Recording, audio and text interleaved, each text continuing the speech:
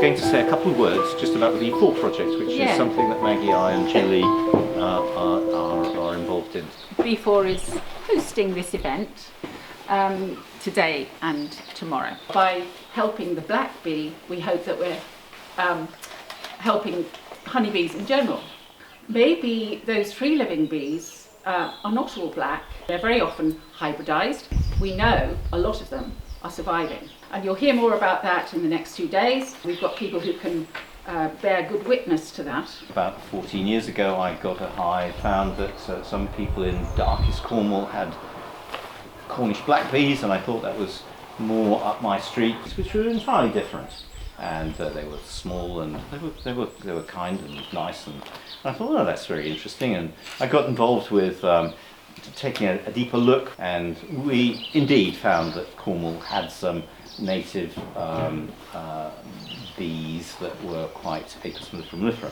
And from there we went on a whole journey which we're at right now. We're going to do about an hour and a half where we'll walk.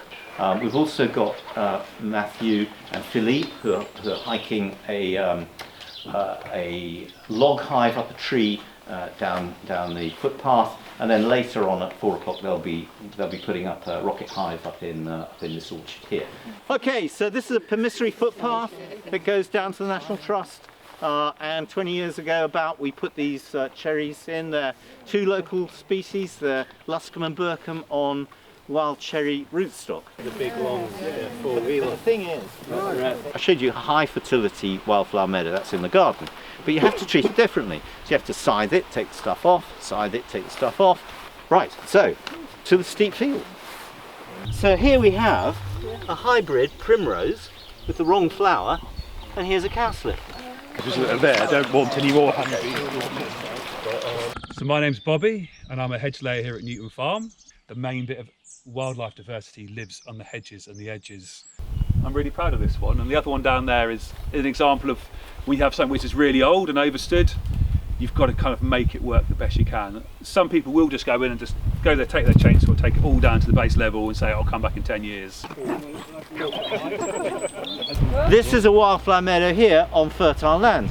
You can do it in all sorts of places.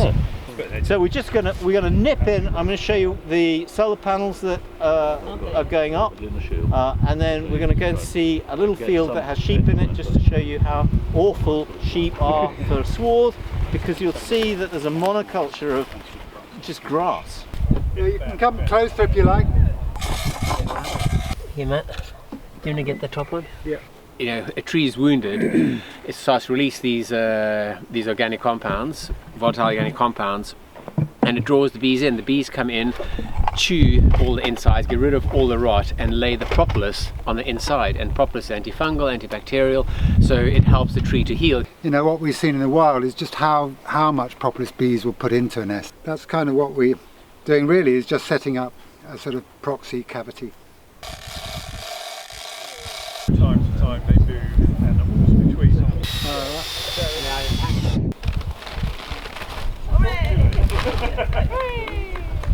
Actually, Gilly, you haven't had a good stroke. What type of reeds are they, Matt? Norfolk. That's the hive. All materials have something.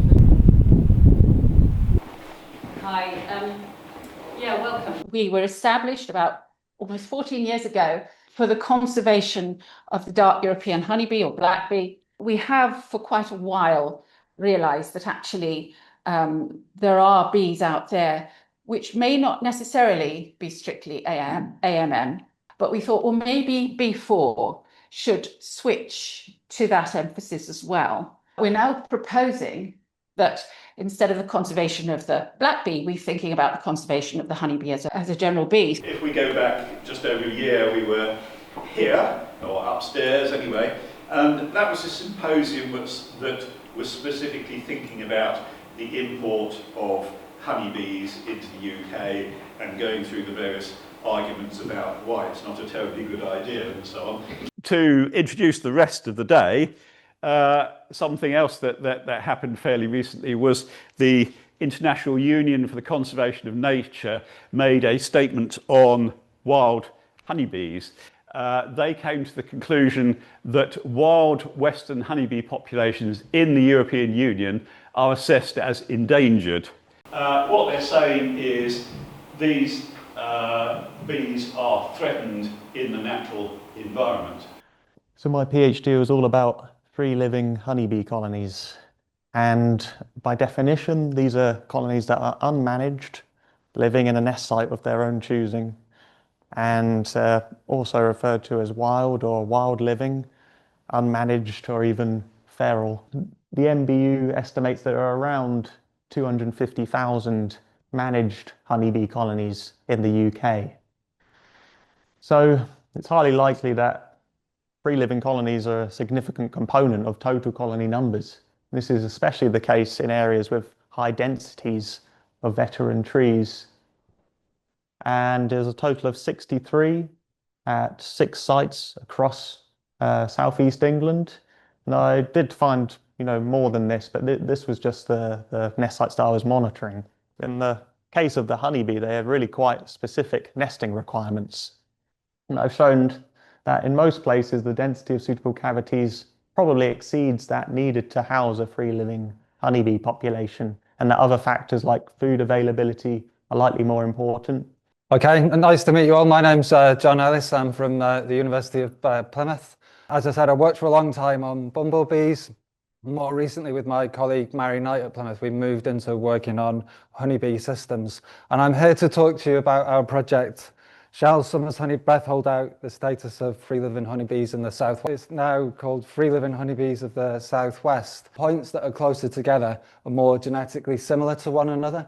So we see our M cluster, our C cluster, and then in between are the bees that were sampled from Cornwall. The assembly of lots of different genetic variants at different positions in the genome that lead to the evolution of local adaptation. Being based in Plymouth, we wanted to focus especially on the southwest of England initially. We obviously want as many people out there searching for free-living hives as possible. I'm going to talk about another thing that has come out of B4. I'm today going to talk about biosecurity, and this is the outcome of something I was asked to put together by an organisation called Small is Beautiful, that island populations are inherently vulnerable to invasive species and local extinctions. There are 37 solitary bee species thought to be established.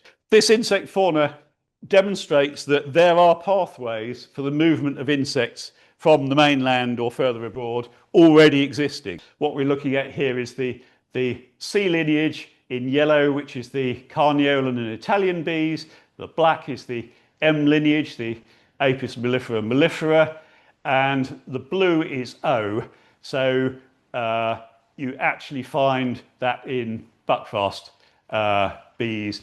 There's lots of things coming into the island. So there are lots of ships and boats of all sizes. There's a plane a bit like this that travels between the mainland. There's a helicopter, and they can get into cars. So it's very much sort of work in progress. But, it's so much easier to try and cover everything on a small island than you can do for the whole of the UK. Okay, I'm Philippe, Matt, obviously.